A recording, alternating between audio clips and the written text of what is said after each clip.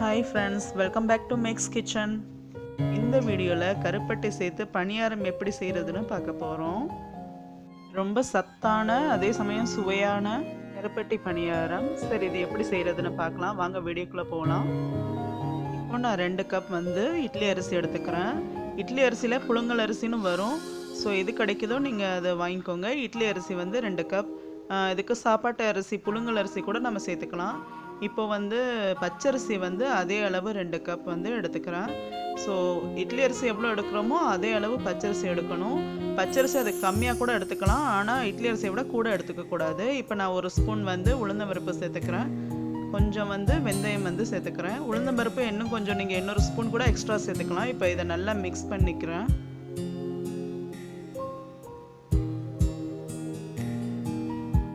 இது எல்லாத்தையும் சேர்த்து நான் நல்லா ஒரு 3-4 டைம் வாஷ் பண்ணி வச்சுட்டேன்.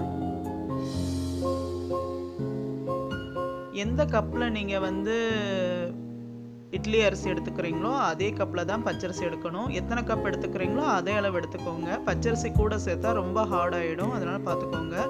இப்போ இது ஒரு 3 மணி நேரம் ஊற வைக்க போகிறேன்.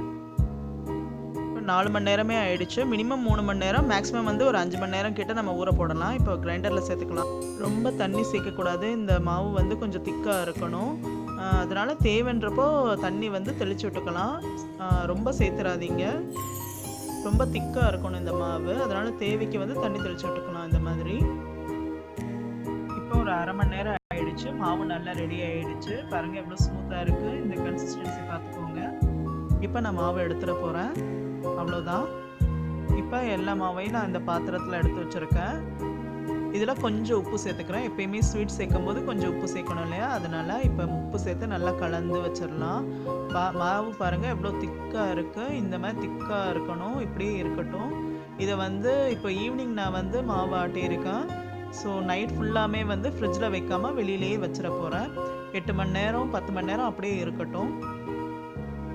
இப்போ நைட்டே கருப்பட்டி பாகும் ரெடி பண்ணி வச்சுக்கிறேன். ஸோ கொஞ்சம் கருப்பட்டி போட்டு பாகு எடுக்க போகிறேன். காலையில் ஈஸியாக இருக்கும். இப்போது மார்னிங் ஆகிடுச்சு. Good morning friends. இப்போ பாருங்கள் மாவு எப்படி நல்லா புளிச்சு அது பொங்கி வந்திருக்கு. ஸோ நல்லா கலந்து விட்டுக்கலாம் நம்ம.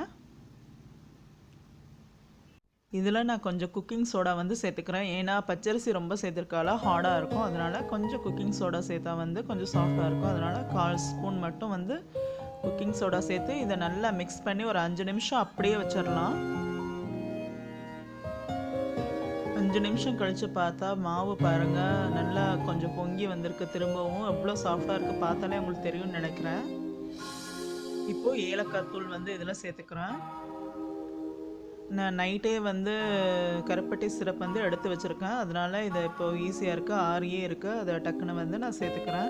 எவ்வளோ இனிப்பு தேவையோ அதுக்கேற்ற மாதிரி கொஞ்சம் கொஞ்சமாக சேர்த்து மிக்ஸ் பண்ணிக்கலாம். இப்போ பாருங்கள் இதெல்லாம் மிக்ஸ் பண்ணும்போது அந்த மாவு கொஞ்சம் தோசை மாவு பதத்துக்கு வந்துடும் பாருங்கள். ஸோ எவ்வளோ ஸ்வீட் வேணுமோ அதுக்கேற்ற மாதிரி நீங்கள் இந்த கருப்பட்டி சிரப் நம்ம சேர்த்துக்கலாம். அவ்வளோதான், மாவு ரெடி. பனியாரம் செய்கிறதுக்கு பேனில் கொஞ்சம் நான் நல்லெண்ணெய் ஊற்றிருக்கேன். ஆக்சுவலாக இதில் கீ கூட யூஸ் பண்ணலாம். நான் நல்லெண்ணெய் ஊற்றிருக்கேன். இப்போ எல்லாத்துலேயும் நம்ம இந்த மாவு விட்டுக்கலாம். இப்போ மாவு ஊற்றினதுக்கப்புறம் நான் திரும்ப கொஞ்சம் ஆயில் சேர்த்துக்கிறேன். நான்ஸ்டிக்கால் ரொம்ப ஆயில் தேவையில்லை. இப்போ க்ளோஸ் பண்ணிடலாம். மீடியம் ஃப்ளேம்லேயே வச்சு க்ளோஸ் பண்ணி வேக வச்சா சீக்கிரம் வேகும். இப்போ ஒரு சைடு நல்லா கலர் சேஞ்ச் ஆகிருக்கு. உங்களுக்கு பார்த்தாலே தெரியும். நான் இப்போ திருப்பி போட்டுக்கிறேன்.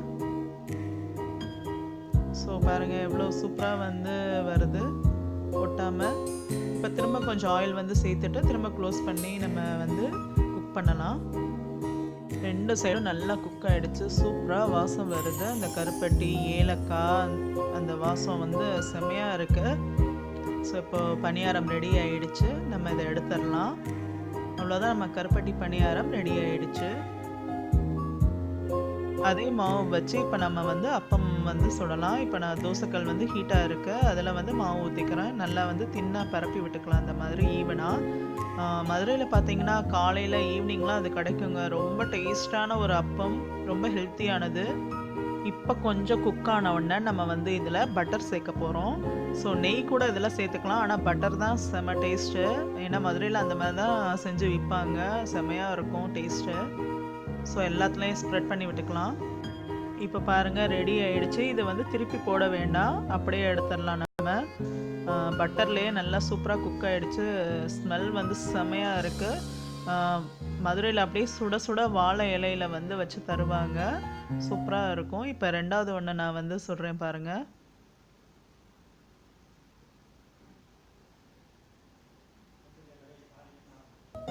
அதே மாதிரி தான் கொஞ்சம் வந்து நம்ம பட்டர் வந்து சேர்த்துக்கலாம். இது மாவாக கூட வந்து மதுரையில் காலையிலலாம் விற்றுட்டு வருவாங்க, ஸோ அப்படியும் வாங்கிக்கலாம் நம்ம. இதுவும் ரெடி ஆகிடுச்சு. ஆல்ரெடி நான் வந்து கருப்பட்டி காஃபி வீடியோலேயே வந்து கருப்பட்டியோட யூசஸ் வந்து நிறையா சொல்லியிருக்கேன். ஸோ இந்த மாதிரி நம்ம வந்து பிரேக்ஃபாஸ்ட்டாக நம்ம எடுத்துக்கும் போது நம்ம அன்றைக்கி நாள் ஃபுல்லாக ரொம்ப ஆக்டிவாக இருப்போம். கருப்பட்டிக்கு பதிலாக மண்டை வெல்லமும் சேர்க்கலாம், ஆனால் கருப்பட்டி தான் வந்து ரொம்ப டேஸ்ட்டு, ஹெல்த்தியும் கூட. கருப்பட்டியில் எக்கச்சக்க நன்மைகள் இருக்குது, அதனால் ஏதாவது ஒரு வகையில் நம்ம உணவில் டெய்லி வந்து சேர்த்துக்கணும். இந்த வீடியோ கண்டிப்பாக உங்களுக்கு எல்லாருக்குமே ரொம்ப யூஸ்ஃபுல்லாக இருக்கும்னு நினைக்கிறேன். தேங்க்ஸ் ஃபார் வாட்சிங் ஃப்ரெண்ட்ஸ்.